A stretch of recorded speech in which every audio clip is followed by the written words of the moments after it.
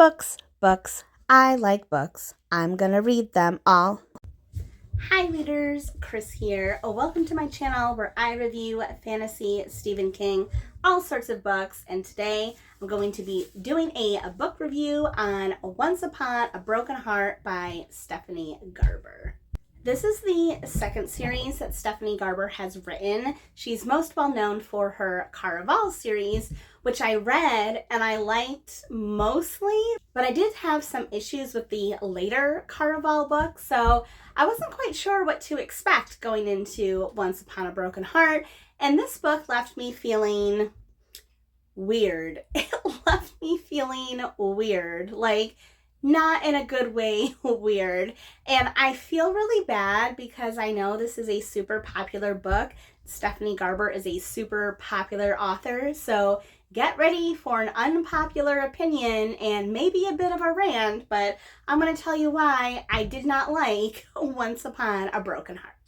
So let's start with the setup. So the setup of the story is our main protagonist is a young girl named Evangeline Fox, and she is in love with this boy, Luke. He's her one true love. She wants to be with him, but through some reason or another, Luke ends up getting engaged to Marisol, who is her stepsister, and she's so desperate to stop this wedding between Luke and Marisol because she thinks her and Luke belong together, that she goes into this church, this like magical place, and she prays to one of the entities in this world. In this world, they have these entities called the Fates, and they're basically like the gods of this world. So she prays to these Fates, and one of them, Jax, aka the Prince of Hearts, appears and says, I'll help you, get your heart's desire, but then you're gonna owe me, and you're gonna owe me 3 kisses. And of course, at the time, Evangeline is like, yes, I'll do anything, I'll do whatever you want. So she makes this deal with Jax, this Fate. And long story short, the wedding is stopped, but things don't turn out quite in the way that Evangeline thought that they would.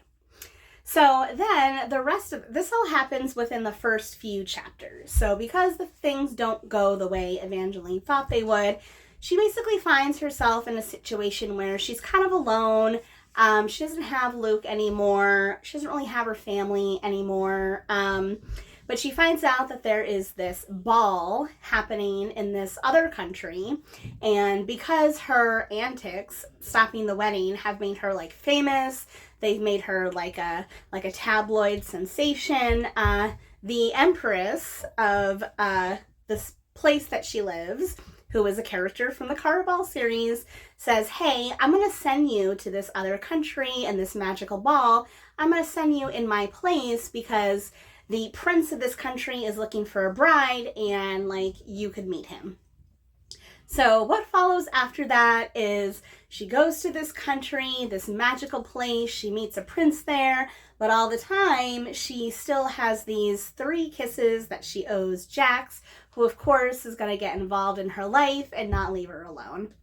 That's like a very basic setup of the story. Very, very, very basic setup. So now I'm going to talk about world building, characters, and plot, starting with world building. And this is one of the things I really like about Stephanie Garber's writing and like about her world. I loved the world of Caraval, and this one is no different. This is a very magical, whimsical world. Magic does exist in this world, but the way that it manifests it's just very whimsical. There's kind of not a whole lot of rules to it, so you kind of have to get over that a little bit and just go with it. Because there's, these fates that are magical. There's a bunch of different ones. They all have different sorts of powers. There's magical shops that sell magical dresses and magic cookbooks, and there's magic gates and magic keys. There's a whole bunch of magical stuff, and there's not really a lot of structure to it, but that's okay, I think, for the most part. I was able to get past that in the Caraval series, and it's one of the things I really like about this world. So I'll say that is a plus for the book. I do like the world building here. I love how magical, how whimsical it is. I love the like subtle touches that Stephanie Garber gives to, little things, little details. When Evangeline goes to this ball, like the way that she brings it to life and how magical it is and wonderful, like you really feel that. So that is a plus for the book. That is a plus. However, let's talk about the characters now. And here's where things got a little not great for me. So Evangeline Fox, she starts out as very much a typical YA fantasy heroine. So she's a young girl, she's beautiful. However, there is something different about her, and she is described as having rose gold hair. She's described as having rose gold hair, which apparently no one thinks is bizarre because, again, this is a magical world. However, there's something that happens later in the book. I'll talk about it a little bit in the plot section where it calls out that someone with rose gold hair might be someone important. So besides her hair, which makes her special, even though she doesn't think she's special, common YA fantasy trope, she has a lot of the characteristics that you've seen in any other YA fantasy story. She's very kind, she puts others first, she's very courageous, of course she's a little bit spunky, even though she's a quiet girl, she still has enough spunk and courage to, converse with the Prince of Hearts and demand favors of him, so take of that as you will. So in the beginning, I was on board. I was like, okay, like she's kind of a generic YA fantasy character, but that's okay. Like, I like these type of stories. I can get on board with that. However, as the story continues, I started to like Evangeline less and less. And it's hard to talk about why without going into spoilers, but I'll try to explain it the best I can. So first of all, like I mentioned, she goes to this ball and she meets this prince of this other country. And at this point, Jax gets involved and Evangeline finds herself in a situation with this prince that she was not expecting. Even though this prince and her have one conversation, she somehow convinces herself that she is in love with this prince and that she wants to spend the rest of her life with him. Yes, one conversation, does not know this guy at all. She's like, because he's a prince and I want to be a princess and I feel special that he has chosen me for something, I'm going to marry him and be with him. I did not like that at all. I didn't find it endearing. I didn't find it cute. I didn't find it relatable. I found it as her being incredibly naive and silly and not having much agency around her own emotions. So I did not like that part at all. As the story goes on, Evangeline basically finds herself being a pawn for the Prince of Hearts. But because Jax is so charismatic, she just kind of goes along with him, like whatever he wants, whatever he says, whatever he does. And I know that the story is like probably trying to set up a romance between them. I have no idea if that's where it's going, but that's what I assume. And you can tell me in the comments if I'm right or wrong about this. I'm sure I could go look it up, but I'm not going to. But it seems like that's what's happening. So she just kind of blindly follows him. And even when she occasionally tries to question him, he never really answers any of her questions. He doesn't see her as a threat or anything like that. So ultimately, she just gets kind of pulled along, and it doesn't seem like she makes any of her own decisions at any point during the story. Again, other than the beginning. So as the story went on, I found her to be an incredibly frustrating character, and I ended up by the end really just kind of rolling my eyes and not liking her at all. In order to not be completely negative here, I will say that there is one character that I did like in this story, and that is Jax, the Prince of Hearts. Again, this is probably another reason why I was drawn to this book, because he had kind of a smaller role in the Caraval series, and I wanted to see his story continue. If you like Jax in the Caraval series, you will like him here. Now, there are stretches of the book where he does not appear, which is annoying to me because I thought the book was a lot about him. And it is. But there are chunks of it where he's not in it. So just be prepared for that. But if you have not read the Caraval series, Jax is a really fun character because he is a god or a fate. He has all this power. He's very much a trickster, but he's also very charming and charismatic. And you find out that he has this thing where he supposedly has one true love, and his one true love can save him. He thought he had met his one true love during the Caraval series. So in the beginning of the story, he's very much like this kind of tragic figure.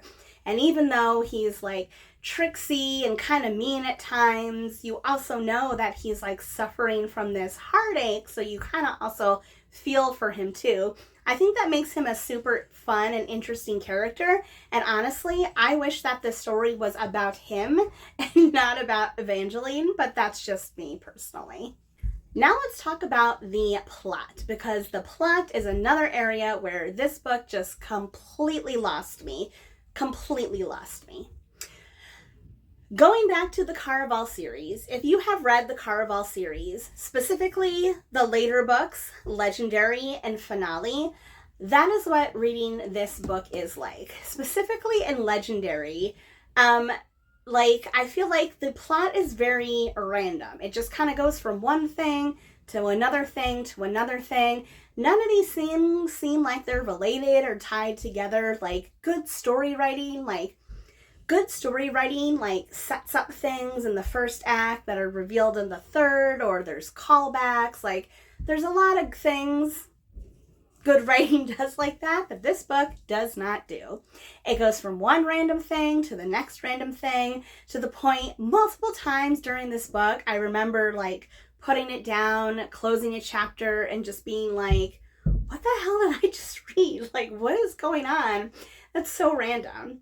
And if this book was not whimsical and magical and random enough, there are vampires in this book. There are vampires in this book, in this plot, that do not belong there whatsoever. I love vampires, and I love a vampire story as much as the next one. But there is no space in this world for vampires at all. There is nothing in Caraval that suggests that this would be a world that vampires would live in, and there's nothing in this book that would suggest that this is a world that vampires live in, until you get to that point, which is closer to the end of the story, and you're like, what the hell are vampires doing here? It felt so random and so incredibly silly that the book just completely lost me at that point. I could not get over that. I don't DNF, so I did finish the book, but oh man, at that point I had pretty much decided that this book was absolutely ridiculous and was just super silly and made no sense. I don't want to end this review on a downer, so I will say that even though I thought this book was ridiculous and very silly and made no sense, I am going to read the sequel. I have had numerous people tell me that the second book is better than the first, so I'm going to put my faith in that. I'm going to read the sequel. I already bought it, so I already have it on my shelf. So I am going to read it. I'm just not going to read it right away. I'll probably read it maybe later this year or maybe even next year. So I'm not going to rush to read it, but I am going to give the sequel a try in hopes that it will turn out better than this one. If you made it all the way to the end of this video, you are rewarded with a Jack. Tell everyone how you're feeling today, Jack. Oh, thank you so much. That is all for my review on A Once Upon a Broken Heart. And of course, I want to know, have you read Once Upon a Broken Heart? Did you love it? Did you think it was weird like me? Let me know in the comments section below. And as always, if you like this video, please give it a thumbs up. If you're not already, please subscribe to my channel for more bookish videos and more furry friends coming your way soon. All right, everyone, happy reading.